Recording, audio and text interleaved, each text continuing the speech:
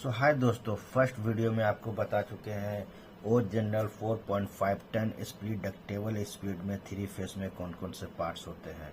और अब हम लोग जानेंगे कि उसके डायग्राम कैसे होते हैं। अगर हम लोग काम करने जाएंगे एसी का ओ जनरल 4.5 टन ओ स्प्लिट डक्टेबल एसी में, तो हम लोग कनेक्शन कैसे करेंगे इसके बारे में हमें जानना है। फर्स्ट वीडियो में आपको बता चुके हैं इसका पार्ट्स का क्या क्या काम है। तो पहले फिर एक बार हम लोग और रिवाइज कर लेते हैं। ये हमारा टर्मिनल स्ट्रिप हुआ, ये हमारा आउटडोर सप्लाई का हुआ, ये हमारा इंडोर का हुआ।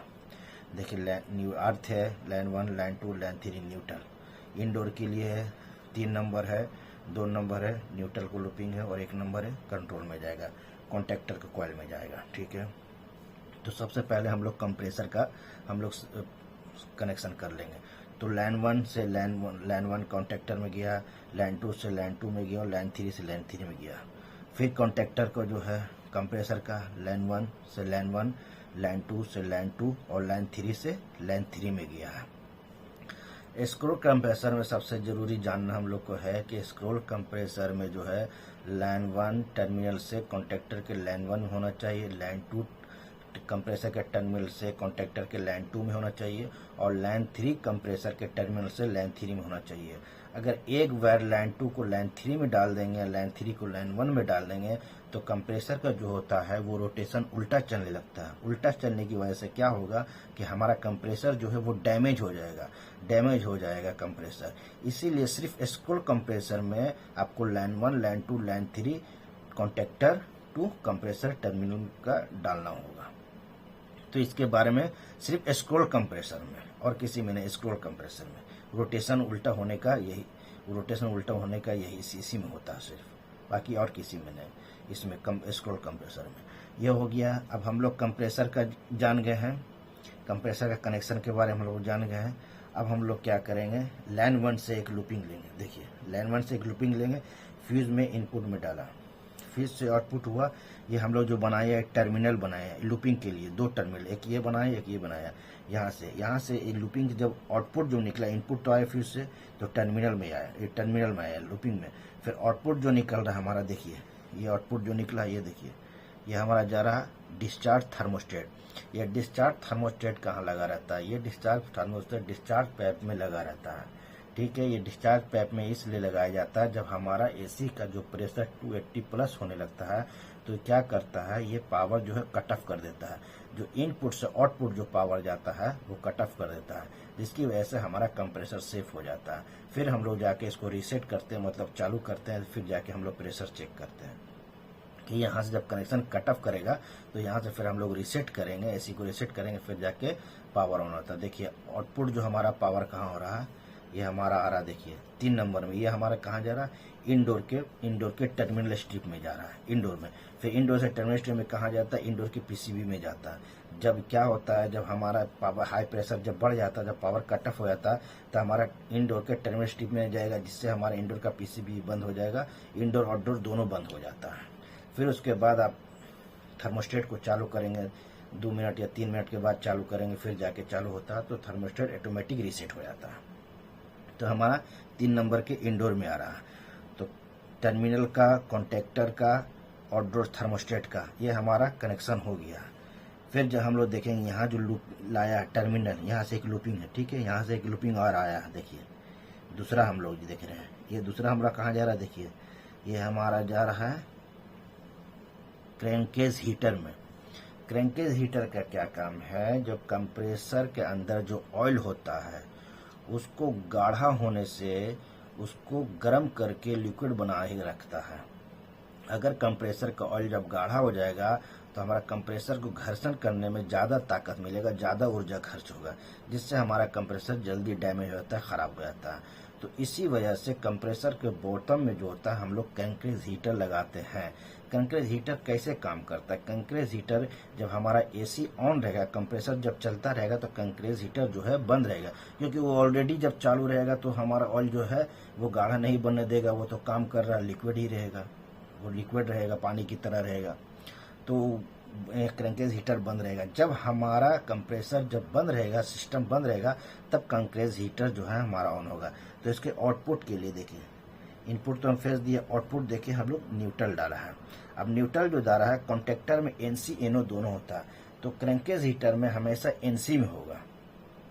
एनसी पोजिशन, जब हमारा कॉन्टेक्टर जब एनराइज रहेगा तो जो एनसी है ये एनओ हो जाएगा। जब कॉन्टेक्टर हमारा डी एनराइज होगा तो एनओ से फिर हमारा एनसी में आ जाएगा, जिससे हमारा न्यूट्रल सप्लाई जाएगा और ये फ्यूज से होते हुए जा रहा है क्रैंकेज हीटर में, जिससे हमारा क्रैंकेज हीटर ऑन हो जाएगा। हमारा कंप्रेसर के जो अंदर ऑयल रहेगा वो हमारा गाढ़ा बनने से रुकेगा, उसको हीट करके उसको लिक्विड बना के रखेगा। तो हमारा इधर से दोनों वायर का काम हो गया। ये क्रैंकेज हीटर का भी काम हो गया, कंप्रेसर का भी काम हो गया, कॉन्टेक्टर का ही काम हो गया और डिस्चार्ज थर्मोस्टेट का ही काम हो गया। अभी हमारा बचा हुआ है आउटडोर थर्मोस्टेट और 2 फैन बचा हुआ है और 2 कैपेसिटर का कनेक्शन है।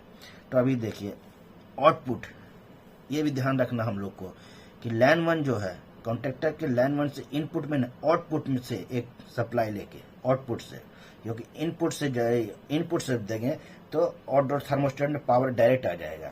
तो जब जब हमारा कंप्रेसर और कॉन्टेक्टर जब एनराइज होगा तब हमारा आउटडोर थर्मोस्टेट में पावर आनी चाहिए, तब जाके हमारा दोनों फैन चलते हैं। तो आउटपुट के लाइन 1 से हम लोग एक वायर पावर देंगे। देखिए यहाँ देखिए वायर गया हुआ, आउटपुट के एक लाइन 1 से लेके हम लोग आउटडोर थर्मोस्टेट में देंगे। ये है क्या कॉमन है, ये थर्मोस्टेट में देंगे।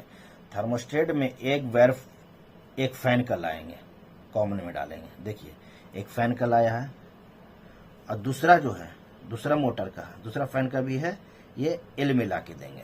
थर्मोस्टेट में एल और एच लिखा रहेगा। देखिए यहाँ पर एल लिख दीजिए है लो टेम्परेचर और ये एच लिखा हाई टेम्परेचर, ठीक है। जब थर्मोस्टेट, ये आउटडोर थर्मोस्टेट है, जब हमारा आउटडोर टेम्परेचर जब हमारा ज़्यादा हाई रहेगा, जैसे गर्मी में बढ़ जाता है 50 प्लस हो जाता है, गल्फ में 50 प्लस हो जाता है, 51 52 हो जाता है। और जब ठंडा रहता है, विंटर आ जाता है तो हमारा क्या 10 भी आ जाता है, 12 भी आ जाता है, 15 भी आ जाता है। तो जिसकी वजह से ये जो है अभी हमारा देखिए ये नॉर्मल क्लोज में है। तो इससे क्या नॉर्मल क्लोज में है, जब ठंडा के समय में होता है तो एक फैन को ये चालू कर रखता है, एक फैन चलता रहेगा और दूसरा फैन बंद रहेगा। जैसे जैसे हमारा आउटडोर थर्मोस्टेट का जो बिलो होता है सेंस करेगा, ये जो तो है कंडेंसर में लगा रहता है आउटसाइड में आउटडोर थर्मोस्टेट का बिलो। जब हमारा टेम्परेचर जैसे जैसे सेंस करेगा तो हमारा क्या करेगा, ये नॉर्मल ओपन से नॉर्मल क्लोज हो जाएगा, जिसकी वजह से हमारा दोनों मोटर जो है ये चालू हो जाएगा। तो इसी के लिए हमारा जो एक मोटर को डायरेक्ट कनेक्शन दिया, क्योंकि एक मोटर तो चलना चाहिए। टेम्परेचर जैसे जैसे ज़्यादा रहेगा तो तब जाकर दूसरा मोटर चलेगा, लेकिन टेम्परेचर जो कम रहेगा तो एक मोटर चलेगा, इसलिए एक मोटर में डायरेक्ट कनेक्शन दिया। देखिए एक मोटर का डायरेक्ट कनेक्शन है। और दूसरा मोटर का देखिए, दूसरा मोटर का है जब टेम्परेचर ज़्यादा होगा तब एनराइज करेगा तो जाके हमारा दूसरा मोटर चलेगा। तो हम लोग दूसरा मोटर का कनेक्शन नहीं दिया, ठीक है। ये देखिए दूसरा मोटर का, अब ये इसका लाइन का कनेक्शन हो गया, इधर का सब लाइन का मोटर का ही कनेक्शन हो गया था।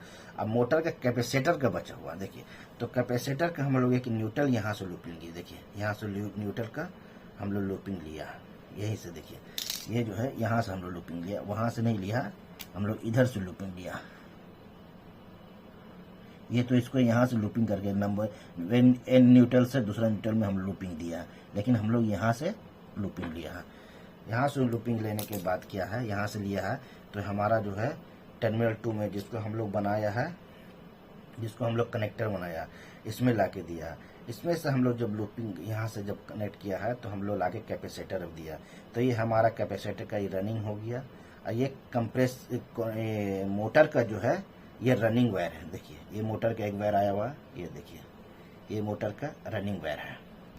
और मोटर का दूसरा जो है ये स्टार्टिंग वायर है, एक सिंगल वायर, ये स्टार्टिंग वायर। तो हमारा एक मोटर का रनिंग और स्टार्टिंग और कॉमन आके यहाँ लग गया, ये खत्म हो गया।